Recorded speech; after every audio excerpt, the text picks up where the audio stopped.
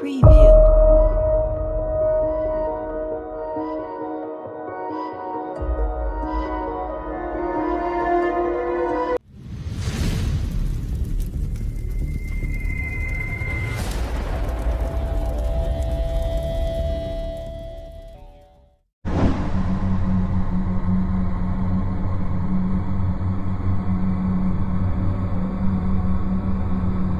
It was from here that men and women, propelled by sheer nerve and talent, set about pushing the boundaries of humanity's reach. That's the story of NASA, and it's a story that started a little more than half a century ago, far from the Space Coast, in a remote and desolate region of what is now called Kazakhstan. As a nation, we set about meeting that goal, reaping rewards that have, in the decades since, touched every facet of our lives. NASA was at the forefront.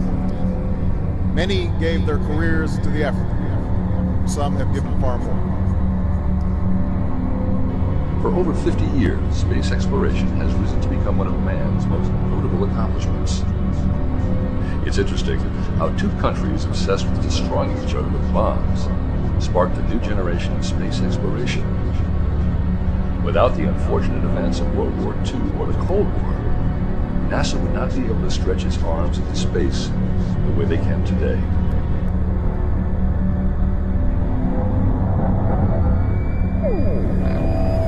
Seconds and counting. T-minus 15 seconds. Guidance is internal. 12, 11, 10, 9. Ignition sequence starts. 6, 5, 4, 3, 2, 1, 0. All engine running. Liftoff. We have a liftoff. 32 minutes past the hour. Liftoff on Apollo 11. Tower cleared.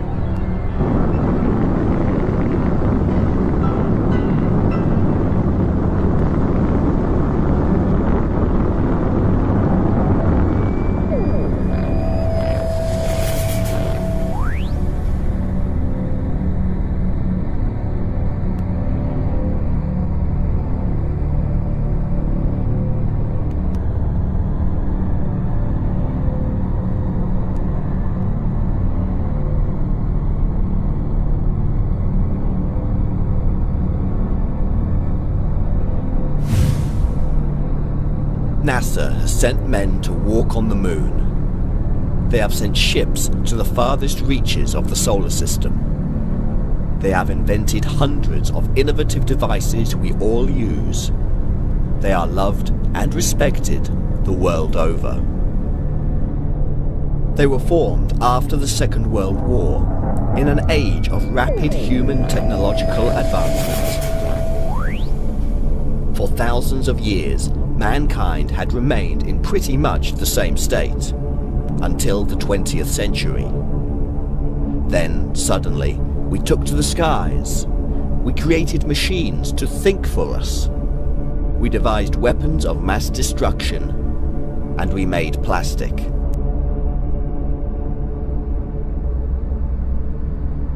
The scientific advancement we enjoy now in the 21st century came from somewhere, and it came in line with one peculiar event: the global sightings of UFOs.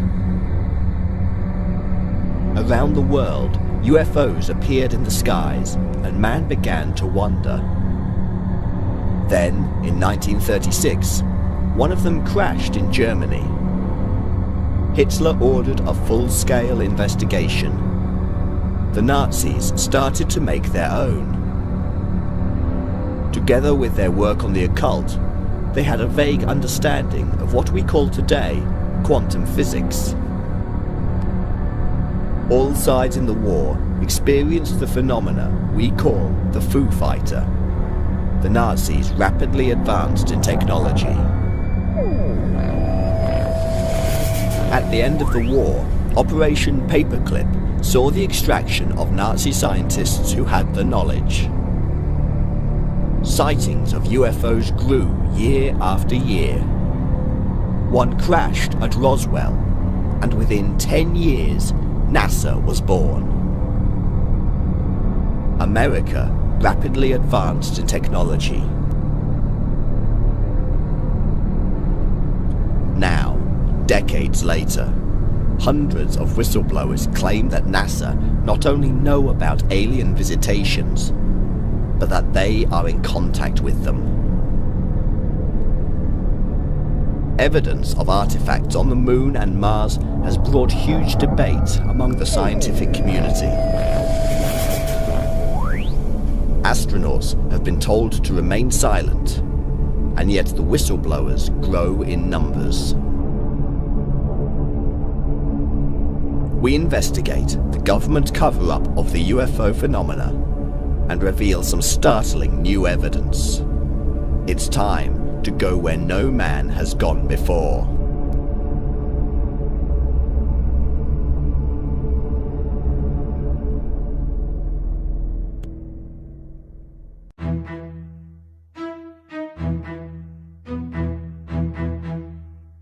NASA is one of the most highly respected and loved institutions on the planet. Full to the brim of heroes, behind the scenes and in the public eye. They have walked on the Moon, placed incredible satellites in orbit, sent spaceships to the edges of the solar system, and invented hundreds of highly advanced items we now use every day in our homes. They have taken us to places no man has gone before and shown us the wonder of the universe. And yet, only 60 years before they even existed, Victoria was on the throne of the British Empire. The Boer War was going strong, and nobody had even taken off the ground in a powered aeroplane. How did mankind, in such a short space of time, manage to put a man on the Moon? For thousands and thousands of years, man lived a life that was the same. A man living in 1000 AD lived pretty much the same life to that of a man living in 4000 BC. But then man entered the 20th century and it all changed. Why? We can only answer this by travelling back in time to the Second World War and the origins of NASA.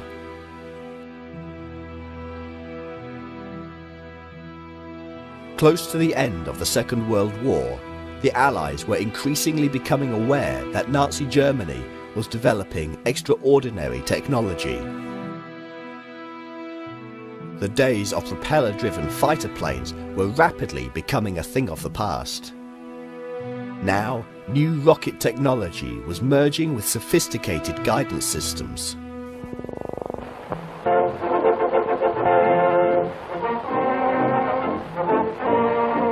Illustrative of Germany's progress in aviation is the rocket jet plane Me-160P, introduced to combat in the summer of 1944.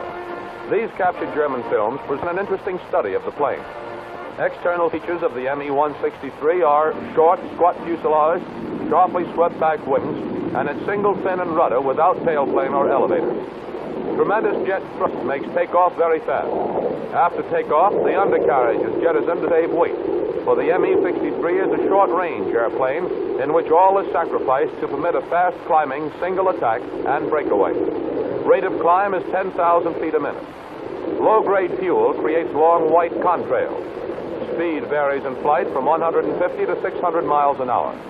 Endurance at full speed is limited to 8 minutes, but gliding between short bursts increases flight duration to about an hour.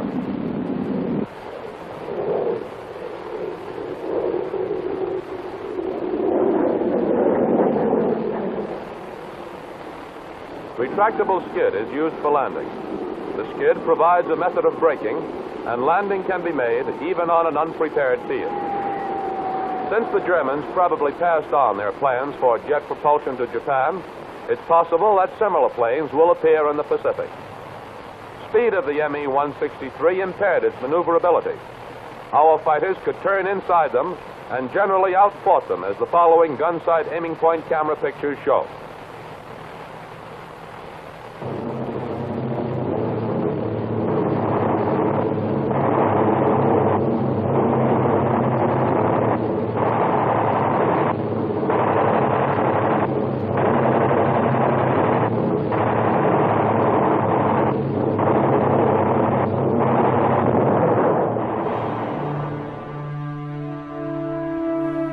even during the war, hundreds of tales of the infamous Foo Fighters emerged. These were strange lights seen to dance almost intelligently around planes on all sides of the conflict.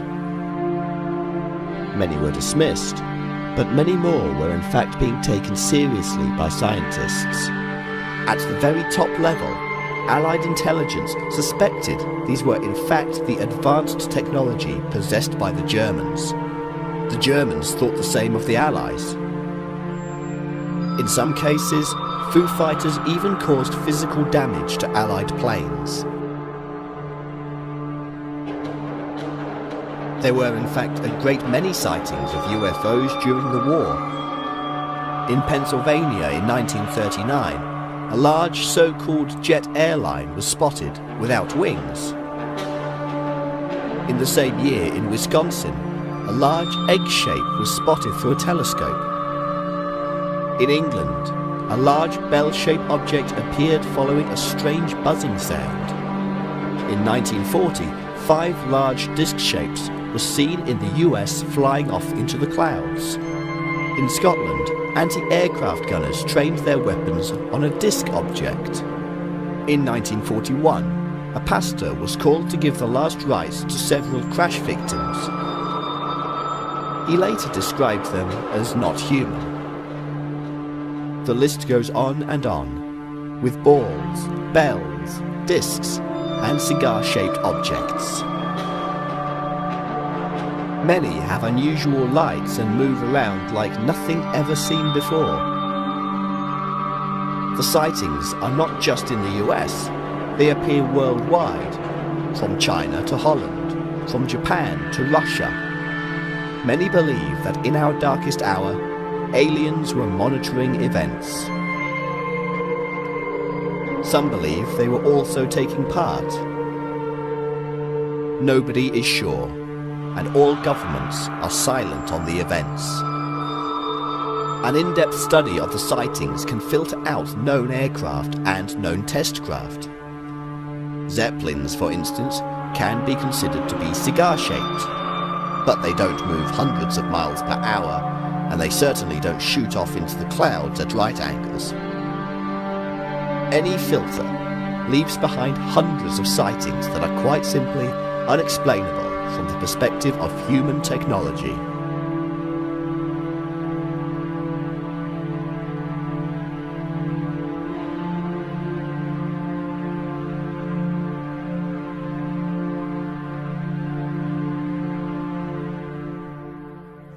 At the end of the war, the Allies introduced Operation Paperclip. Leading Nazi scientists, working on everything from medical experimentation to rockets, were extracted and taken away to the USA. Many would later find themselves working for NASA. Then, in 1947, sightings of UFOs began emerging in the US. The Air Force set up Project Sign to investigate.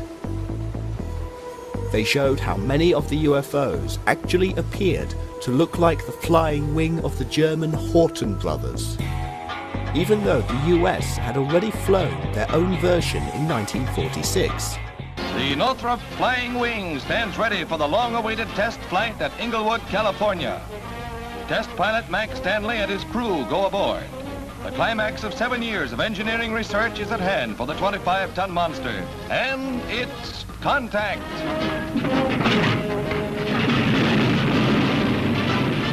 The 4 3,000-horsepower motors turn the coaxial propellers of the 25-ton giant.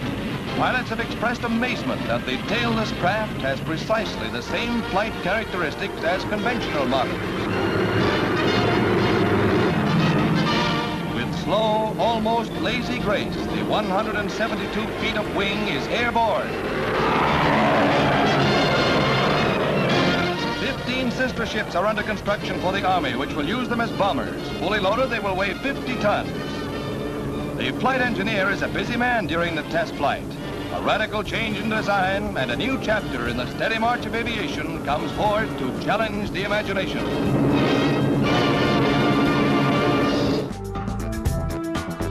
A new project followed, called Project Blue Book.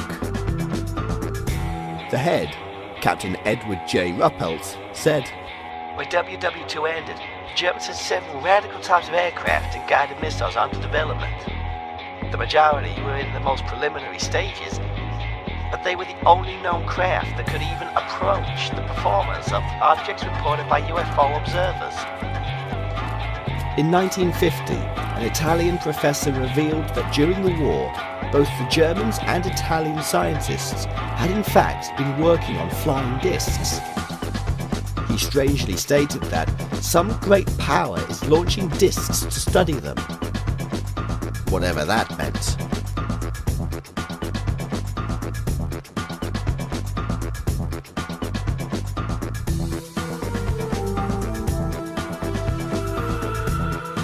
In 1953, Avro Canada began developing a disc-shaped aircraft that could reach speeds of 1,500 miles per hour.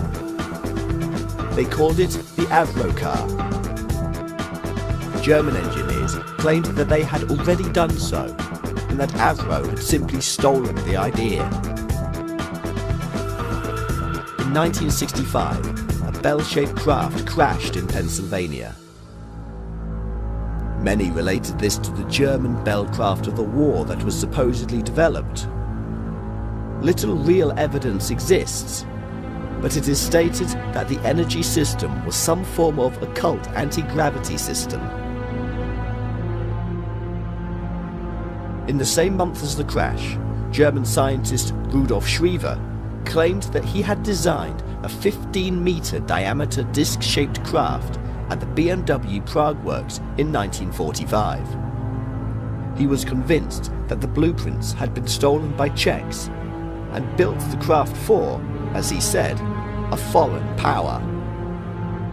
Aeronautical engineer Roy Fedden remarked, "I've seen enough of their designs and production plans to realise that if they, the Germans, had managed to prolong the war some months longer, we would have been confronted with a set of entirely new and deadly developments in air warfare." Any historian of the Second World War will tell you that the Germans were amazing engineers.